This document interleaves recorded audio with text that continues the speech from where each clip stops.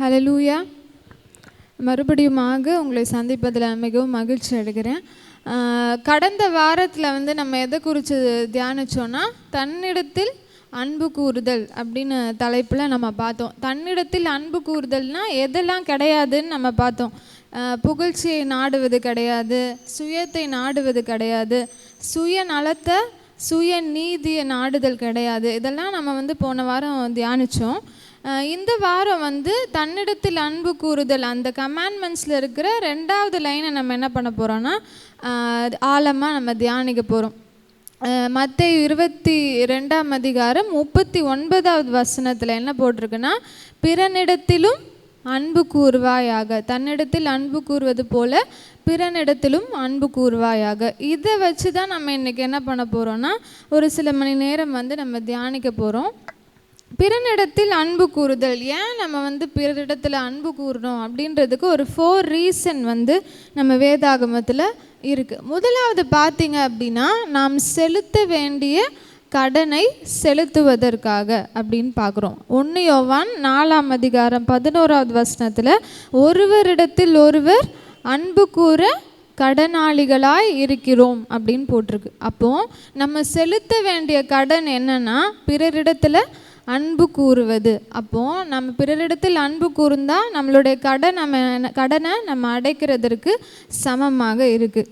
2வது பார்த்தீங்க அப்படின்னா, to witness as as born of God, தேவனால் பிறந்தவன் என்பதற்கு சாட்சியாய் இருப்பதற்காக. 1 யோவான் 4ஆம் அதிகாரம் வசனங்கள் 7-8 வரைக்கும் நம்ம வாசிக்கும் போது என்ன போட்டிருக்குன்னா, பிரியமானவர்களே, ஒருவருக்கொருவர் அன்பாய் இருக்க கடவோம், ஏனெனில் அன்பு யாரால் உண்டாயிருக்குன்னா தேவனால் உண்டாயிருக்கிறது. அன்புள்ள எவனும் தேவனால் பிறந்து அவரை அறிந்திருக்கிறான், அன்பில்லாதவன் தேவனை அறியான் அப்படின்னு நம்ம பார்க்குறோம். அப்போ தேவனால் நான் பிறந்திருக்கிறேன் அப்படின்றதுக்கு ஒரு பெரிய சாட்சி என்னன்னா, நான் மற்றவங்க மேலே அன்பாக இருக்கிறது தான். அதனால தான் பிறனிடத்தில் நம்ம என்ன பண்ணணும், அன்பு கூறணும். தேவனால் நான் பிறக்கப்பட்டிருக்கேன் அப்படின்றதுக்கு ஒரு பெரிய சாட்சி. 3வது பார்த்தீங்க அப்படின்னா, to fully embody God's love in us, தேவ அன்பு நமக்குள் பரிபூர்ணப்பட, தேவனுடைய அன்பு எனக்குள்ளே பரிபூர்ணமாக விளங்கணுன்றதுக்காக நான் என்ன பண்ணணும், பிறரிடத்தில் அன்பு கூறணும். 1 யோவான் 4ஆம் அதிகாரம் 12வது வசனத்தில் நம்ம வாசிக்கிறோம், நாம் ஒருவரிடத்தில் ஒருவர் அன்பு கூர்ந்தால் தேவன் நமக்குள் நிலைத்திருக்கிறார், அவருடைய அன்பும் நமக்குள் என்ன பண்ணுமா, பூரணப்படும் அப்படின்னு போட்டிருக்கு. அப்போது நான் ஒருத்தர் மேலே அன்பு கூர்ந்தேன்னா, பிறர் மேலே அன்பு கூர்ந்தேன்னா எனக்குள்ளே எது பூரணப்பட்டிருக்கணும், தேவனுடைய அன்பு என்ன பண்ணுமா, பூரணப்பட்டிருக்கும் அப்படின்னு பார்க்குறோம். கடைசியாக 4வது ரீசன் என்னன்னு பார்த்தீங்கன்னா, to have boldness in the day of judgement, நியாய தீர்ப்பின் நாளில் நம்ம தைரியமாக நிற்கிறதற்காக நம்ம என்ன பண்ணோமா, பிறரிடத்தில் அன்பு கூறணும் அப்படின்னு போட்டிருக்கு. 1 யோவான் 4ஆம் அதிகாரம் 16-17 வரைக்கும் நீங்கள் வாசித்து பார்த்தீங்கன்னா, அதில் அன்பு மற்றவிடத்தில் அன்பு கூறுகிறவன் என்ன பண்ணுறான்னா, தேவன் அவனில் என்ன பண்ணியிருக்கிறாராம், நிலைத்திருக்கிறார் அப்படின்னு பார்க்குறோம். நியாய தீர்ப்பு நாளிலே தைரியம் உண்டாயிருக்கத்தக்கதாக அன்பு நமக்குள்ள பூரணப்பட்டிருக்கு அப்படின்னு பார்க்குறோம். என்னுடைய வெட்டிங் கார்டில் ஏதாவது ஒரு வசனம் போடணும்னு நான் ரொம்ப ஆசையாக நான் தேடிட்டு இருக்கும் போது நான் இந்த வசனம் தான் நான் போட்டேன். அன்பு எனக்குள்ளே நமக்குள்ளே என்ன பண்ணியிருக்கணும், பூரணப்பட்டு இருக்கணும். அதனால நியாய தீர்ப்பு நாளில் நான் தைரியமாக நான் என்ன பண்ணணும், அந்த நியாயசனத்தில் நம்ம 2 பேரும் என்ன பண்ணணும், நிற்கணும் அப்படின்னு இந்த 1 யோவான் 4ஆம் அதிகாரம் 17வது வசனத்தை தான் நான் என்னோடய வெட்டிங் கார்டில் போட்டிருந்தேன்.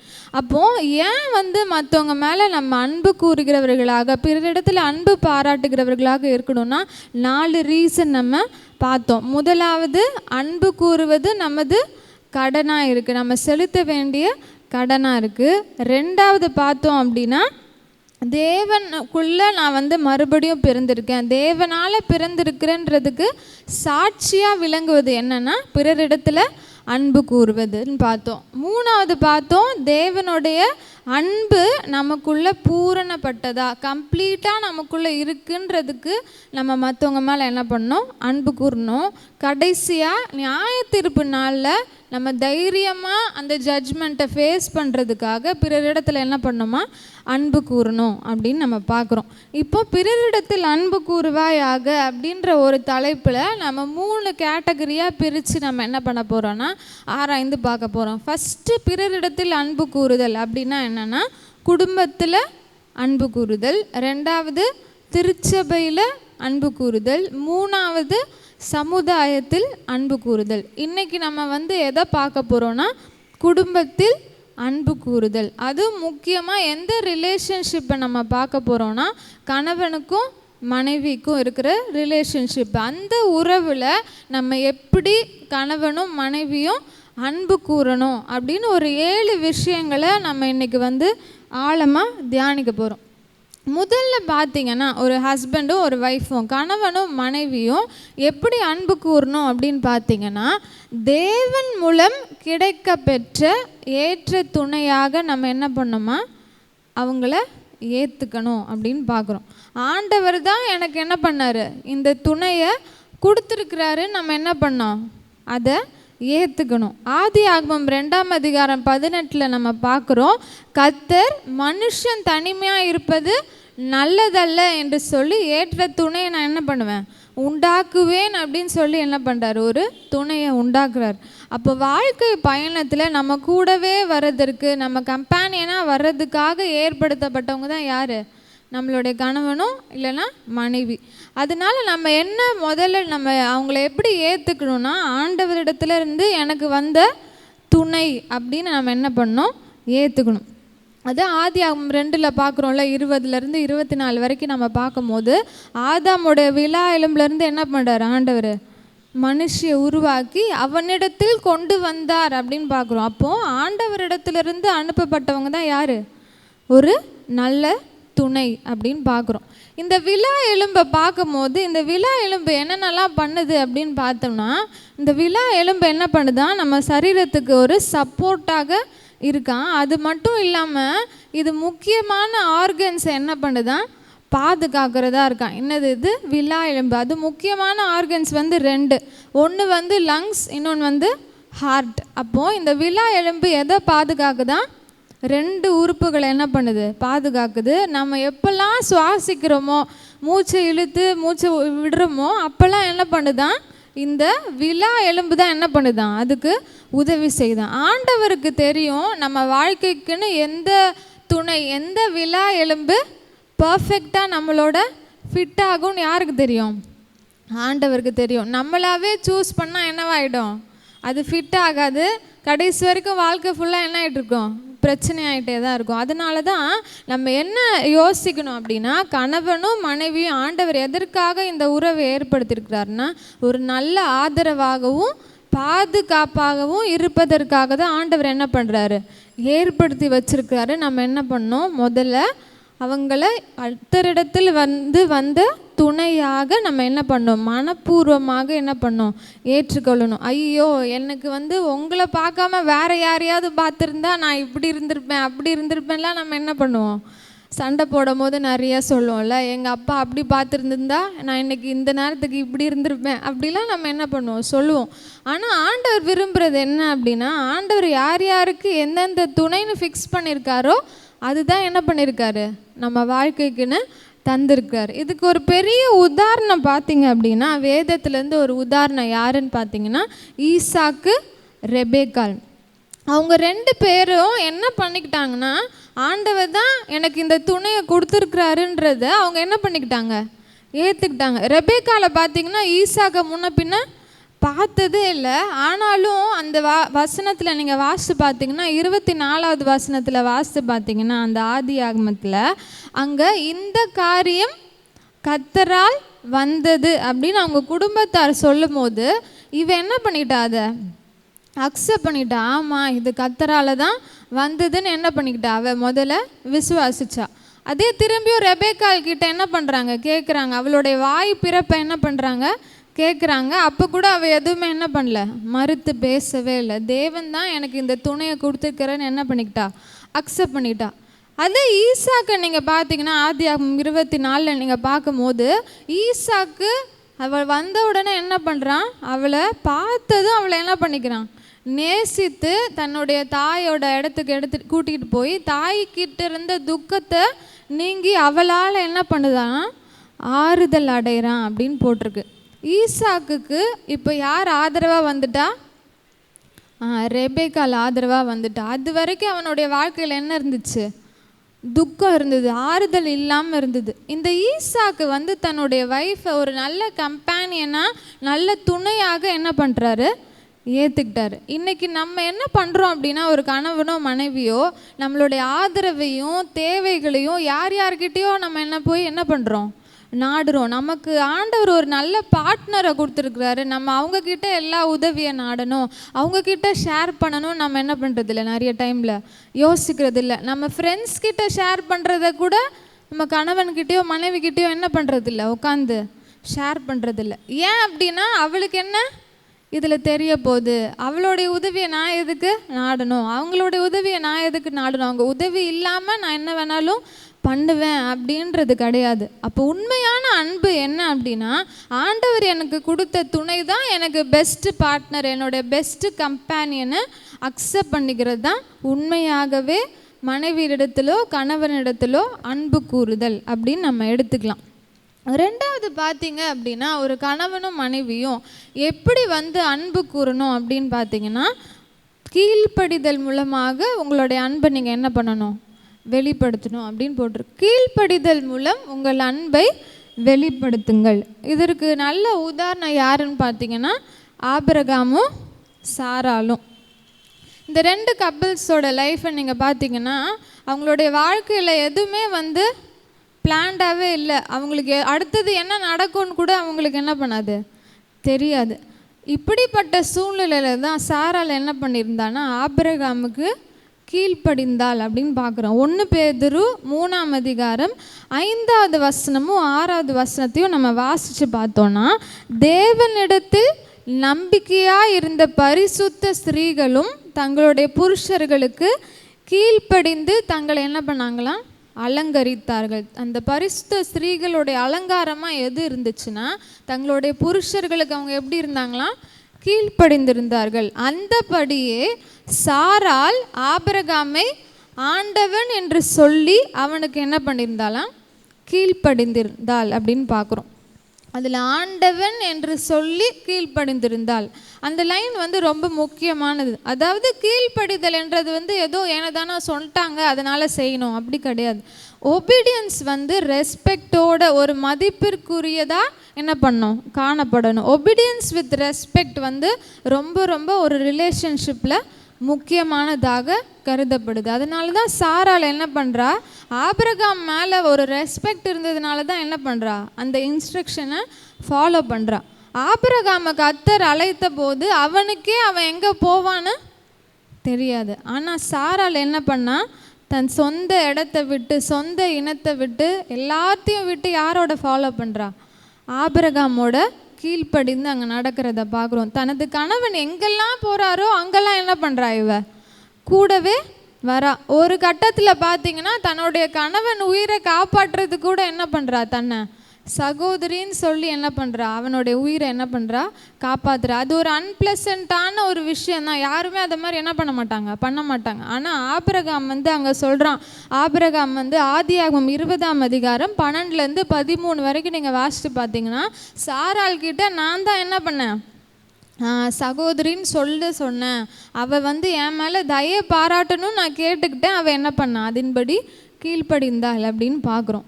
அப்போது அநேக சிச்சுவேஷனில் அது மட்டும் இல்லை, அவங்களுக்கு கொடுத்த வாக்கு தத்தம் கூட என்னவா இருந்தது, தாமதமாகிட்டு இருந்தது. ஏஜ் ஆகிட்டே இருந்தாலும் அவன் நகைத்தா கூட அவன் என்ன பண்ணலை, தன்னுடைய ஹஸ்பண்டுக்கு கணவனுக்கு என்ன பண்ணியிருந்தா, கீழ்ப்படிந்து காணப்பட்டவளா இருந்தா. ஆண்டவர் நம்மக்கிட்ட எதிர்பார்க்குறது அப்படி தான். உண்மையான அன்பு நம்ம எக்ஸ்ப்ரெஸ் பண்ணோன்னா, நான் கீழ்ப்படிதலோடு என்னுடைய அன்பை நான் என்ன பண்ண முடியும், வெளிப்படுத்த முடியும். எபேசியர் 5ஆம் அதிகாரம் 22, 24 நீங்கள் வாசிக்கும் போது அங்கே பவுல் வந்து ஒரு மனைவியோடைய ரோல் என்னென்னு அழகாக போட்டிருக்காருல. மனைவிகளே கர்த்தருக்கு கீழ்ப்படிவது போல உங்கள் சொந்த புருஷருக்கு கீழ்ப்படிங்கள். சபை எப்படி கிறிஸ்துவுக்கு கீழ்ப்படிதோ அதே போல் நீங்களும் என்ன பண்ணுங்கள், எல்லா காரியத்திலையும் உங்கள் சொந்த புருஷருக்கு கீழ்ப்படியுங்கள் அப்படின்னு போட்டிருக்கு. அப்போது ஒரு கணவனும் மனைவியோடைய உறவு யாரோட ஒப்பிடப்பட்டிருக்கு? கிறிஸ்துவோடையும் சபையோடையும் ஒப்பிடப்பட்டிருக்கு. சபை எப்படி கிறிஸ்து சொல்கிறத கேட்டு அதன்படி ஃபாலோ பண்ணுறோமோ அதே போல் மனைவியும் புருஷனுடைய சொல்ல கேட்டு என்ன பண்ணோமா, கீழ்ப்படியணும் அப்படின்னு போட்டிருக்கு. இன்றைக்கி நிறைய பேர் என்ன பண்ணுறாங்கன்னா கீழ்ப்படிதலை தவறாக என்ன பண்ணிக்கிறாங்க, புரிஞ்சுக்கிறாங்க. கீழ்ப்படிதல் என்பது அடிமைத்தனம் அல்ல. ஒபீடியன்ஸுன்றது நான் ஒரு அடிமையாக இருக்கிறேன் அப்படின்றத குறிக்கிறது அல்ல. அப்படின்னு பார்த்தீங்கன்னா யோவான் 10ஆம் அதிகாரம் 30வது வசனத்தில் நம்ம வாசிக்கிறோம், நானும் பிதாவும் ஒன்றாக இருக்கிறோம். அப்போது பிலிப்பியர் 2:8 பார்த்தீங்கன்னா சிலுவையின் மரண பரியந்தம் என்ன பண்ணாராம், கீழ்ப்படிந்தாருன்னு போட்டிருக்கு. மரண பரியந்தம் ஏசு என்ன பண்ணாராம். அதுக்குன்னு பார்த்தா அப்போ பிதாவுக்கு அடிமையாக இருக்கிறதுன்னு அர்த்தமா? இல்லை. கீழ்ப்படிதல் அப்படின்னா என்ன அர்த்தம் அப்படின்னா பிரியத்துடன் செய்வது, அப்படிதான் என்னது கீழ்ப்படிதல். அடிமைத்தனம் அப்படின்னு பார்த்தா கட்டாயப்படுத்தி செய்ய வைக்கிறது என்னது, அடிமைத்தனம். அப்போது மனைவியை ஃபுல் கண்ட்ரோலும் கணவன்கிட்ட தான். அதனால் கணவன் என்ன சொன்னாலும் என்ன பண்ணிடணும், கட்டாயமாக என்ன பண்ணிடணும், அதை ஃபாலோ பண்ணிடணும். அப்படி கிடையாது. கட்டாயப்படுத்தி என்ன பண்ணக்கூடாது, கீழ்ப்படிய வைக்கக்கூடாது. அன்போடு என்ன பண்ணோம், அவங்களே பிரியத்தோடு ஒரு கணத்தோடு என்ன பண்ணோம், ஒபே பண்ணோம். இங்கே சாரால ஆபிரகாம் எந்த விதத்துலையும் என்ன பண்ணல, ஃபோர்ஸ் பண்ணவே இல்லை. அவளாக தான் என்ன பண்ணிட்டா, தன் கணவன் மேலே ஒரு அன்பும் மரியாதையும் வச்சதுனால தான் ஆண்டவன் என்று சொல்லி அவளுக்கு என்ன பண்ணியிருந்தா, கீழ்ப்படிந்திருந்தாள் அப்படின்னு பார்க்குறோம். இந்த திருமணத்தில் பொறுத்த வரைக்கும் தவறான கண்ணோட்டம் என்ன இருக்குன்னா, அந்த திருமணத்தில் தேவ திட்டத்தை பற்றி யாருமே என்ன பண்ணுறதில்ல, ஒழுங்காக புரிஞ்சுக்கிறது இல்லை. எபேசியர் 5ஆம் அதிகாரம் 21வது வசனத்தை நம்ம யாரையுமே என்ன பண்ணுறதில்ல, பார்க்குறதே இல்லை. தெய்வ பயத்தோடு ஒருவருக்கொருவர் அப்படின்னா அது 2 பேருக்கும் பொதுவானது தான். கணவனுக்கும் மனைவியும் தெய்வ பயத்தோடு என்ன பண்ணுமா, ஒருத்தருக்கு ஒருத்தர் கீழ்ப்படியணும் அப்படின்னு போட்டிருக்கு. 1 கொரிந்தியர் 11:3 போட்டிருக்கு, கிறிஸ்து யாருக்கு தலையாக இருக்கிறாராம். அப்போ மனைவி தனக்கு கீழ்ப்படியணுன்றதுக்காக கணவன் ஒரு பெரிய அதிகாரியாக நம்ம என்ன பண்ண முடியாது. அங்கே குடும்பத்தில் அதிகாரி, நான் தான் அதிகாரி, நான் சொல்கிறது தான் சட்டம் அப்படின்னு என்ன பண்ண முடியாது, பேச முடியாது. அவருக்கு மேலே யார் இருக்கா, கிறிஸ்து இருக்கார். கிறிஸ்து தான் தலையாக இருக்கார். அப்போது எந்த விஷயம் ஒரு ஆண்மகன் செய்தாலும் யாருக்கு அக்கௌண்டபிளாக இருக்கிறான், கிறிஸ்துவுக்கு அக்கௌண்டபிளாக இருக்கிறான். அப்போ 2 பேருக்கும் என்ன அவசியம் அப்படின்னா தெய்வ பயம் ரொம்ப ரொம்ப அவசியம். தெய்வ பயத்தோடு ஒருவருக்கொருவர் என்ன பண்ணியிருக்கணும், கீழ்ப்படிந்து காணப்படணும் அப்படின்னு நம்ம வாசிக்கிறோம். இதுக்கு ஒரு பெரிய உதாரணம் பார்த்திங்கன்னா வேதத்தில் எல்கானாவும் அன்னாலையும் நம்ம வேதத்தில் வாசிக்கிறோம். எப்படி தெய்வ பயத்தோடு அவங்க ஒருவருக்கொருவர் கீழ்ப்படிந்தாங்கன்றதுக்கு ஒரு பெரிய உதாரணம். அன்னாளுக்கு என்ன இல்லை, குழந்தை இல்லை. அவள் போய் என்ன பண்ணிட்டா, சபையில் உட்காந்து ரொம்ப அழுது ஜெபம் பண்ணி என்ன பண்ணுறா, ஒரு பிள்ளையை வாங்கிக்கிறா. பொருத்தனையும் என்ன பண்ணிட்டா. ஆனால் இந்த எல்கானா ஒரு வார்த்தை கூட ஏன் இந்த மாதிரி பொருத்தனை பண்ண, உனக்கே இவ்வளவு நாள் குழந்தை இல்லாமல் குழந்தை பிறந்திருக்கு, எதுக்கு இப்படி பொருத்தனை பண்ணான்னு எதுவுமே என்ன பண்ணல, கேட்கவே இல்லை. அந்த 1 சாமுவேல் 1ஆம் அதிகாரம் 22லேருந்து 23 வரைக்கும் எல்கானா எவ்ரி இயர் என்ன பண்ணுறான்னா பலி செலுத்துறதுக்கு ஆலயத்துக்கு போகிறான். அப்போ என்ன பண்ணுறான், கேட்ட உடனே அவன் என்ன பண்ணுறான், இந்த மாதிரிலாம் பொருத்தனை பண்ணியிருக்கேன், அதனால நான் என்ன பண்ணல, வரலை. அப்போ அவன் என்ன சொல்கிறான், நீ உன் விருப்பத்தின்படி செய், கர்த்தர் தம்முடைய வார்த்தையை மட்டும் நிறைவேற்றுவாராக. அவனுக்குள்ள ஒரு தெய்வ பயம் இருந்ததுனால தன்னுடைய மனைவி செய்த பொருத்தனைகளை அவன் என்ன பண்ணிக்கிட்டான், அதை அக்செப்ட் பண்ணிட்டான். 24வது வசனத்தில் 2 பேரும் என்ன பண்ணுறாங்க, சேர்ந்து தங்களுக்கு பிறந்த குழந்தை என்ன பண்ணுறாங்க, ஆண்டவருக்காக கொடுக்குறத நம்ம பார்க்குறோம். அப்போது இந்த 2 பேர்கிட்ட நம்ம என்ன கற்றுக்குறோம் அப்படின்னா தெய்வ பயத்தோடு அவங்க ஒருவருக்கொருவர் எப்படி இருந்தாங்க, கீழ்ப்படிந்து காணப்பட்டவர்களாக இருந்தாங்க. அப்போது 2வதாக நான் எப்படி அவங்க கணவன்கிட்டையும் மனைவிக்கிட்டையும் அன்பு கூறுவது அப்படின்னா என்னுடைய கீழ்ப்படிதல் மூலமாக நான் என்ன பண்ண முடியும், என்னுடைய அன்பை என்ன பண்ண முடியும், வெளிப்படுத்த முடியும். 3வது பார்த்தீங்க அப்படின்னா show your love by sharing your responsibility. இருவரும் இணைந்து தான் என்ன பண்ணணும், பொறுப்புகளை எடுத்து என்ன பண்ணணும், ஒரு குடும்பத்தை செயல்படுத்தணும். இல்லை இந்த குடும்பத்தை நடத்துவதற்கு கணவனுக்கு மட்டும்தான், அவருக்கு தான் எல்லா பொறுப்பும் இருக்குது அப்படின்னு மனைவி என்ன பண்ணிடக்கூடாது, ஒதுங்கி போயிடக்கூடாது. இல்லை மனைவியே ஃபுல்லாக வீட்டு கண்ட்ரோல் எல்லாம் அவள் தான், வீட்டு எல்லாம் அவள் பார்த்துப்பா, அதனால் எனக்கும் இதுக்கும் சம்மந்தம் இல்லை அப்படின்னு கணவனும் என்ன பண்ணிடக்கூடாது, ஒதுங்கி போயிடக்கூடாது. இருவரும் இணைந்து என்ன பண்ணணும், குடும்பத்தோட ரெஸ்பான்சிபிலிட்டி என்ன பண்ணுமா எடுத்துக்கணும்னு பார்க்குறோம். அதான் பிரசங்கி 4ஆம் அதிகாரம் 9வது வசனத்தில் வாசிக்கிறோம். ஒண்டியாக இருப்பதிலும் இருவர் கூடி இருப்பது நலம், அவர்களுடைய பிரயாசத்தினால் அவர்களுக்கு நல்ல பலன் உண்டாகும்னு பிரசங்கி 4:9 சொல்லுது. நீங்கள் எந்த பெரிய கார்ப்பரேட் செக்டர்ஸோ இல்லை எங்கே போய் எடுத்தாலும் டீமாக என்ன பண்ணுவாங்க, நிறைய ஒர்க் பண்ணுறத பார்க்குறோம். டீமாக பண்ணும் போது சீக்கிரமாக என்ன பண்ணலாம், ஒரு காரியத்தை செய்து முடிக்கலாம். பிரயாசம் நல்லா பெஸ்ட்டாக இருக்கும், அந்த அவுட்கம் நமக்கு பெஸ்ட்டானதாக இருக்கும். அப்போது அதே போல் தான் கணவன் மனைவி இருவருக்குள்ளேயும் என்ன பண்ணணும், அந்த பொறுப்பை என்ன பண்ணணும், ஒரு டீமாக இணைந்து என்ன பண்ணணும், அந்த ரெஸ்பான்சிபிலிட்டியை நம்ம எடுத்துக்கணும். இதுக்கு ஒரு பெரிய உதாரணம் பார்த்திங்கன்னா பிரிஸ்கில்லா ஆக்கிலா.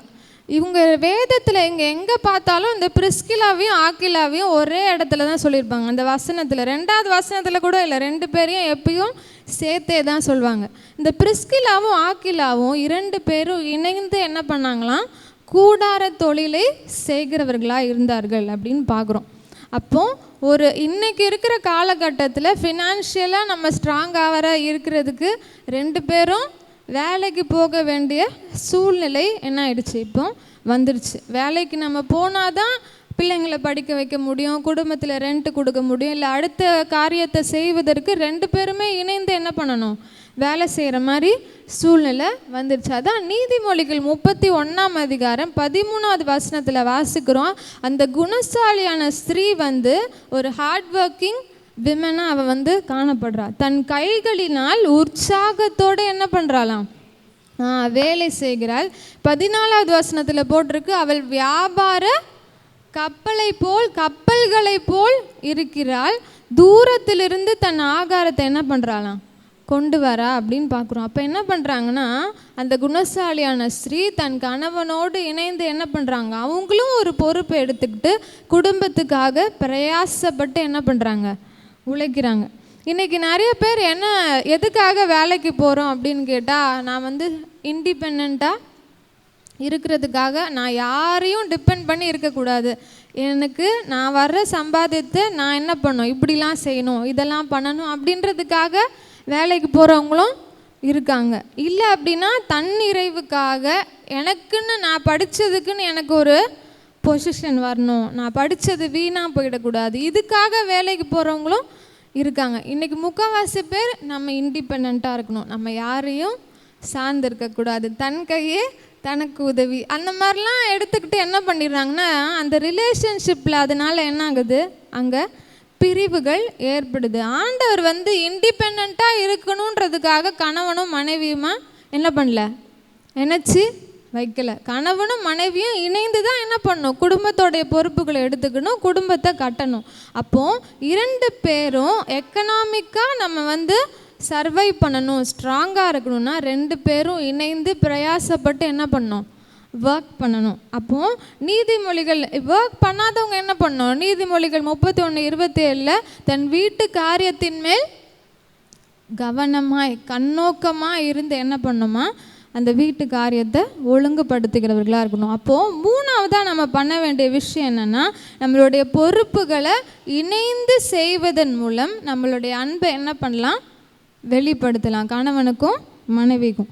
4வது பார்த்தீங்க அப்படின்னா, show your love by being transparent in all aspects. அதாவது எல்லாவற்றிலும் எப்படி இருக்கணும், வெளிப்படையாக இருக்கணும். அப்போ உண்மையாக நம்ம அன்பு கூறுவது, பிறரிடத்துல அன்பு கூறுதுன்னா எந்த ஒளிவு மறைவும் இல்லாமல் எப்படி இருக்கணும், வெளிப்படையாக இருக்கணும். இன்றைக்கி முக்கால்வாசி இந்த குடும்பத்தில் பிரச்சனை வர்றதுக்கு காரணம் என்னென்னா, வெளிப்படையாக இல்லாமல் இருக்கிறது தான். அதுவும் முக்கியமாக பணத்து விஷயத்தில் என்ன ஆகிடும், பெரிய பிரச்சனை வரும். ஏன்னா அதில் வெளிப்படையாக இல்லாததுனால தான். முக்கிய பிரச்சனை வந்து என்னென்னா ரிலேஷன்ஷிப்பில் பணத்தை குறித்து உண்மையாக இல்லாமல் இருக்கிறது.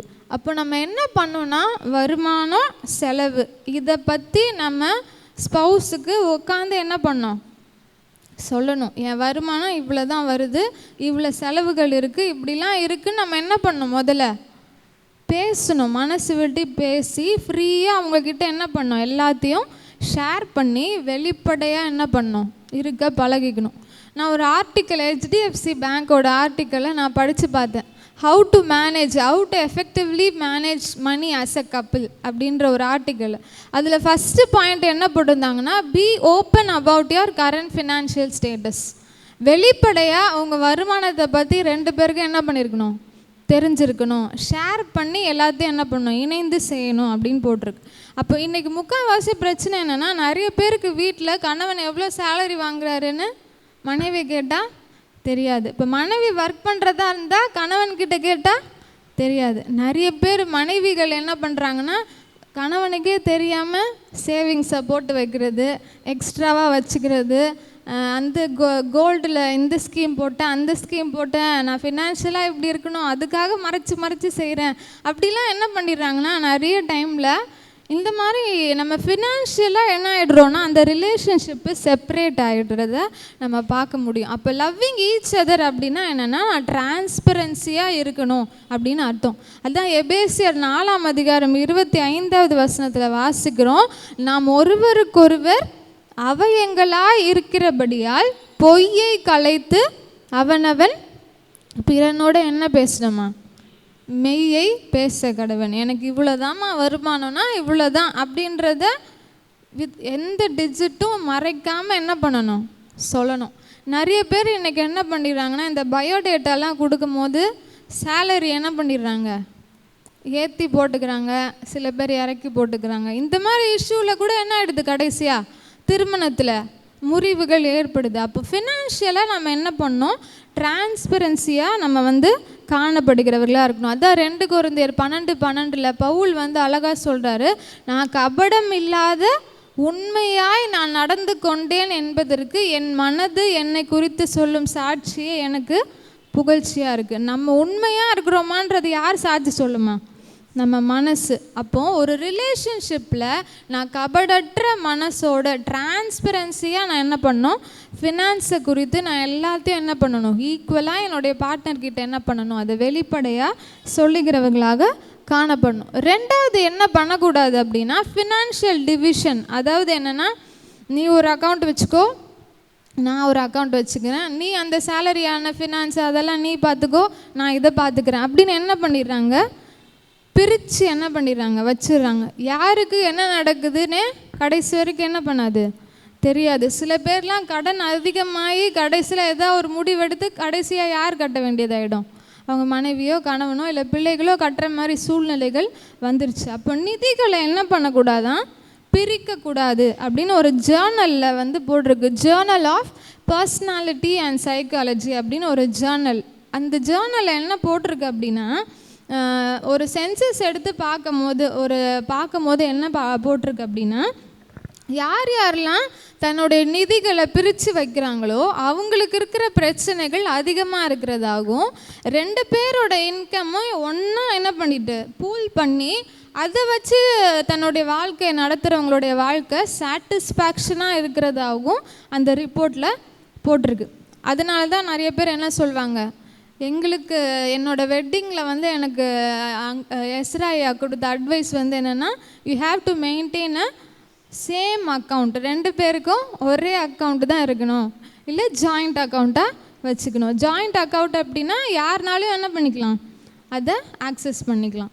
அப்போ அப்படின்னா என்ன அர்த்தம், நீங்கள் ஜாயிண்ட் அக்கௌண்ட் வச்சுருக்கீங்களோ செப்பரேட் அக்கௌண்ட் வச்சுருக்கீங்களோ அது முக்கியம் இல்லை, 2 பேரோட இன்கமும் கரெக்டாக ஒன்றா. இப்போ ஃபஸ்ட்டு வீக்கில் நம்மளுக்கு இன்கம் வருதுன்னா 2 பேரும் ஒன்றா உட்காந்து 30,000 ரூபாய் வந்திருக்குன்னா 30,000 ரூபாய் வச்சு அதுக்கப்புறம் தான் என்ன பண்ணோம் ரெண்ட்டுக்கோ என்னென்ன செட்டில்மெண்ட்லாம் பண்ணணுமோ அதெல்லாம் உட்காந்து என்ன பண்ணோம் தீர்மானம் பண்ணிக்கிறவர்களாக காணப்படணும். நிறைய பேர் என்ன பண்ணால் ஃபினான்ஷியலாக செப்பரேட் ஆகிறதுக்கு தான் நிறைய பேர் முயற்சிக்கிறோமே தவிர ரிலேஷன்ஷிப்பில் ஃபினான்ஷியலாகவும் நான் யூனிட்டியாக இருக்கணும், ஃபினான்ஷியலாகவும் நான் ஒன்றா இருக்கணும்னு யாருமே என்ன பண்ணுறது இல்லையா, முயற்சி பண்ணுறது.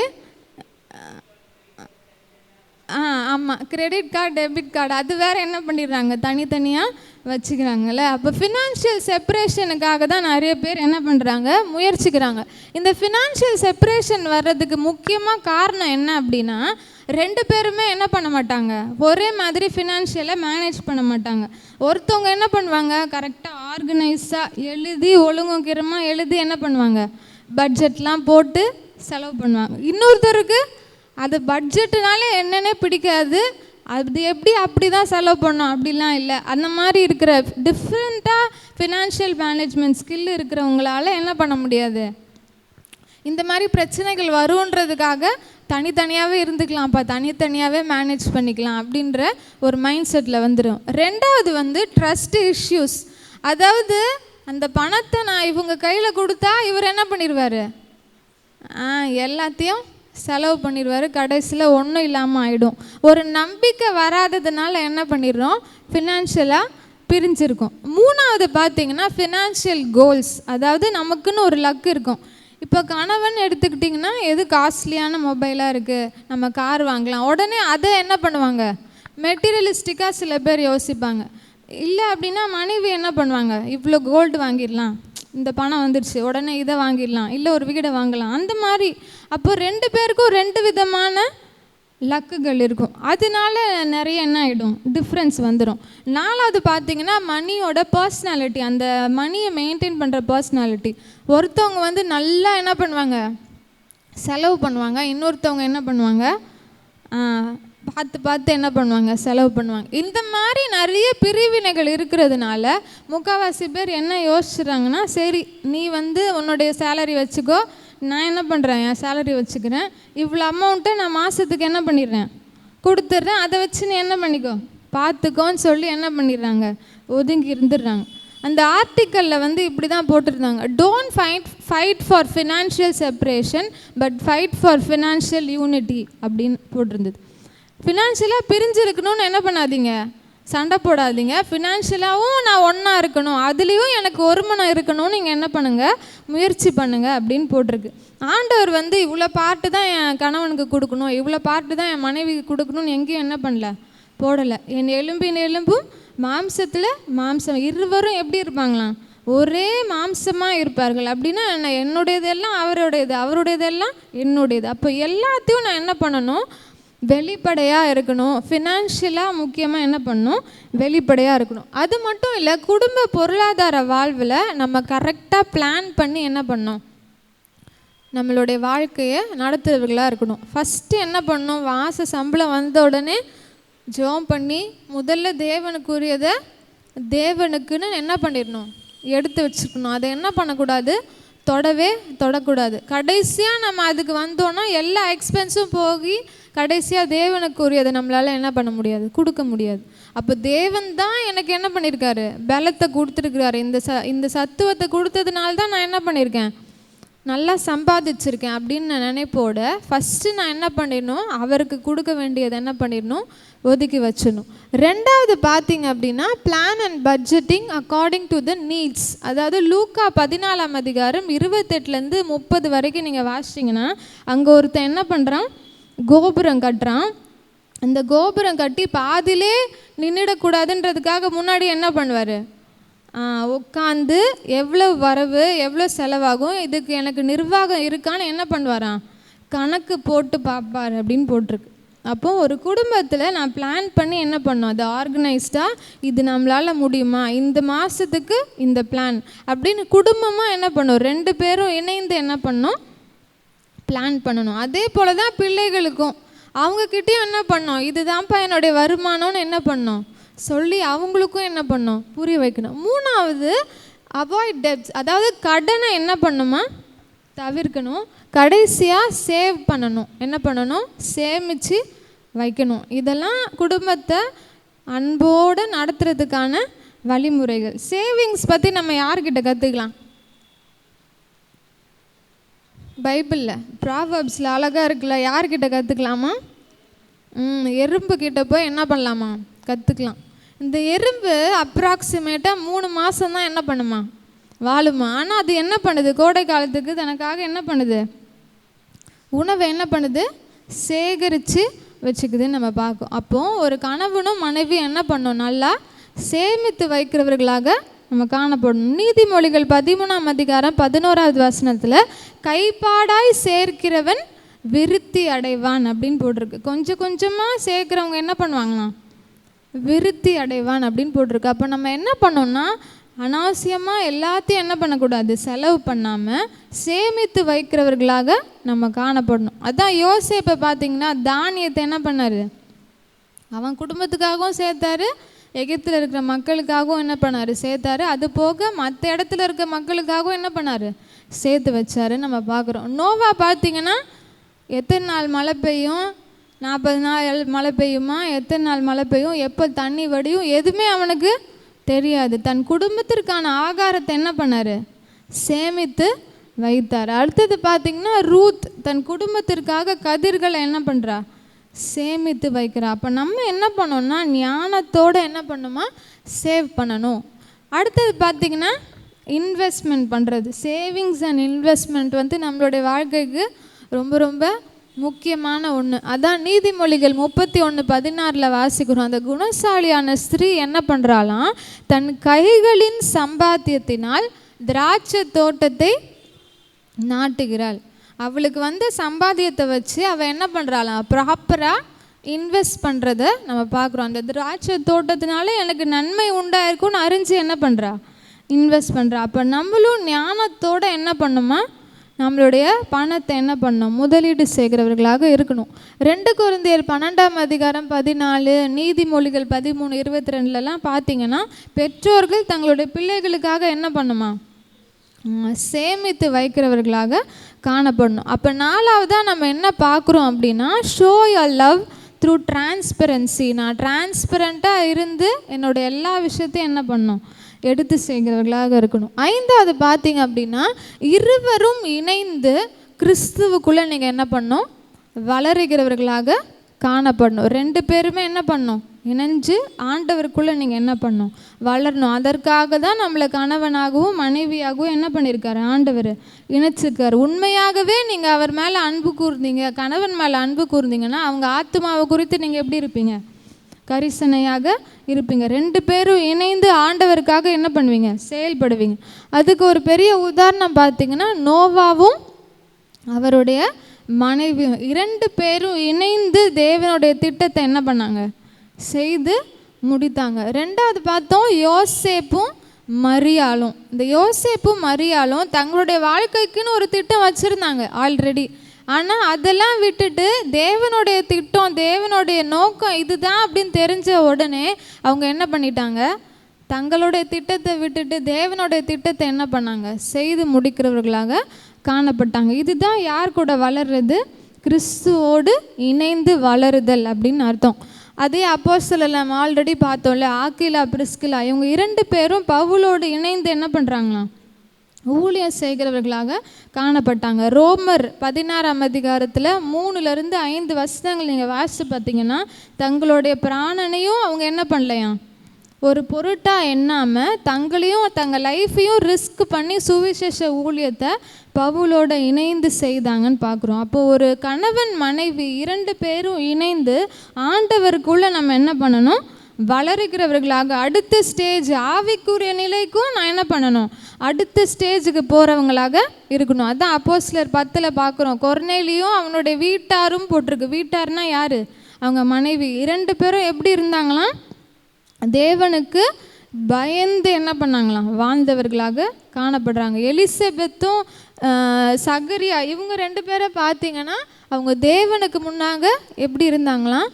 நீதிமானாக என்ன பண்ணாங்களாம்? வாழ்ந்தாங்களாம். அப்போ உண்மையாகவே நான் என் கணவன்கிட்டயோ இல்லை மனைவி மேலே அன்பு கூறுறேன் அப்படின்னா 2 பேரும் இணைந்து கிறிஸ்துவுக்குள்ளாக வளருகிறது தான் உண்மையாகவே அவங்க மேலே அன்பு கூறுறது அப்படின்னு பார்க்குறோம். அதான் 1 பேதுரு 3ஆம் அதிகாரம் 7வது வசனத்தில் போட்டிருக்கு. நீங்கள் விவேகத்தோடு அவர்களுடன் வாழ்ந்து உங்களுடனே கூட அவர்களும் நித்திய ஜீவனை கிருபையாய் சுதந்திரித்து கொள்ளுகிறவர்கள் ஆனபடியினால் அப்படின்னு போட்டிருக்கு. அப்படின்னா என்னென்னா கணவன் எப்படி நித்திய ஜீவனுக்கு பாத்திரனோ அதே போல் மனைவியும் நித்திய ஜீவனுக்கு பாத்திரவான்களாக இருக்காங்க. அப்போ 2 பேரும் இணைந்து என்ன பண்ணணும்? இருவரும் இணைந்து என்ன பண்ணணும்? வளரணும். 6வதாக பார்த்தீங்க அப்படின்னா, கணவனும் மனைவியோடைய குடும்பத்தார் மேலே எப்படி இருக்கணுமா? கரிசனையோடையும் அக்கறையோடையும் என்ன பண்ணுமா? இருக்கணும். இன்றைக்கி நிறைய டைமில் என்ன பண்ணிடுறோம் அப்படின்னா, மனைவியோடைய குடும்பத்தார் என்ன பண்ணுறதில்ல, அக்கறை எடுத்து பார்த்துக்கிறது இல்லை கணவனுடைய குடும்பத்தையும் என்ன பண்ணுறதில்ல, அக்கறை எடுத்து பார்த்துக்கிறதில்ல. இது இப்படிப்பட்ட நிலைகள்லாம் என்ன பண்ணக்கூடாது, இருக்கக்கூடாது. பிறரிடத்தில் அன்பு கூறுதல் அப்படின்னா அந்த குடும்பத்தில் இருக்கிற எல்லார் மேலேயும் நான் என்ன பண்ணணும்? அன்பு கூறுகிறவர்களாக காணப்படணும். நீதிமொழிகள் 31ஆம் அதிகாரம் 15வது வசனத்தில் பார்த்தீங்கன்னா, இருட்டோடு எழுந்து தன் வீட்டார் அனைவருக்கும் என்ன பண்ணுறா? ஆகாரத்தை கொடுக்குறா. அப்போ ஒரு குணசாலியான ஸ்திரீ தன் கணவனோட குடும்பத்தாரில் இருக்கிற எல்லாரையும் என்ன பண்ணணும்? ஈக்குவலாக ட்ரீட் பண்ணி அவங்கள என்ன பண்ணணும்? கேரிங்காக என்ன பண்ணணும்? பார்த்துக்கணும். பேதுருடைய மாமியை வந்து என்ன பண்ணுறாரு? பேதுரு தான் என்ன பண்ணுறாரு? அவங்க வீட்டை வச்சு கவனிச்சுக்கிட்டாரு இல்லை? ஆழமாக பார்த்தீங்கன்னா அதுதான் அர்த்தம். பேதுருடைய வீட்டில் தான் யார் இருந்தா? அவங்க மாமியார் இருந்தாங்க. அப்போது அவங்க ஒரு ஸ்பேஸ் வந்து என்ன பண்ணியிருந்தார்? கொடுத்துருந்தார். மனைவியோட அம்மாவை என்ன பண்ணார்? தன்னுடைய வீட்டை வச்சு என்ன பண்ணார்? கவனிச்சுக்கிட்டாரு. அப்போ வயதான காலத்தில் உங்களுடைய கணவனுடைய அப்பா அம்மாவோ இல்லை மனைவியோடைய அப்பா அம்மாவோ இருந்தாலும் சரி, நீங்கள் என்ன பண்ணணும்? அந்த ரெஸ்பான்சிபிலிட்டியை நம்ம என்ன பண்ணணும்?